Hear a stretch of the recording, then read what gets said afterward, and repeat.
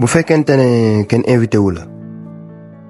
alors yow doo toog sa kër loo fay def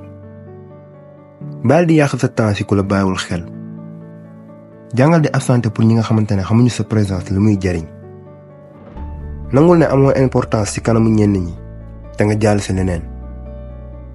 ñëpp duroowuñu ak yow kon bul xaar dara en retour bu la nit ki defee lu metti nga ne da ngay fayu boobaa yéen ñaar yéen a yem saa waay critiquer moo gën a yomb pratiquer képp ku yàq dundu jàmbur ci ay fen